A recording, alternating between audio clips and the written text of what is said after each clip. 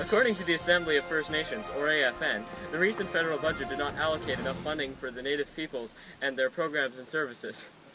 First Nations peoples across the nation have organized protests as attempts to both pressure the government and raise awareness for the general public about issues facing Canada's Aboriginal population.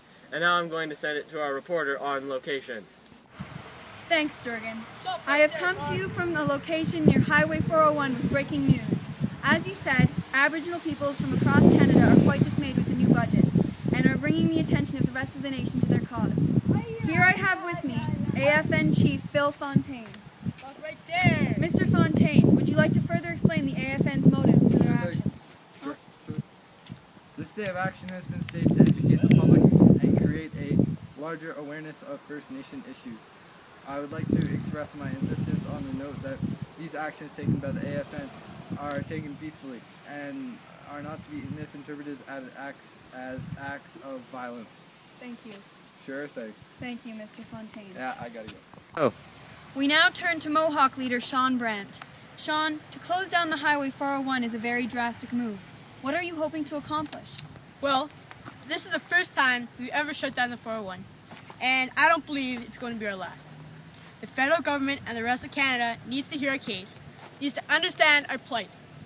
First Nations people are facing such poverty, incredible high school dropout rates, land claims that have not yet been resolved, and suicide rates that are getting higher each year. We have tried speaking to the federal government about our issues, but it's not enough.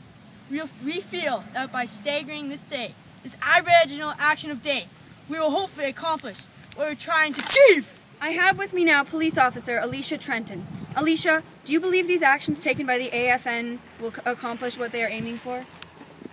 I do believe that these actions are already having a great effect on both the rest of Canada and the federal government. Sections of the CN Railway have been shut down, and I have also been told that there are groups of First Nations people peacefully protesting in Toronto, Winnipeg, and I think Nova Scotia.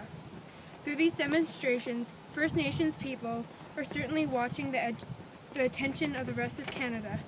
I think that they will be able to achieve more funding for their programs and schedules, and educate the rest of Canada on the situation.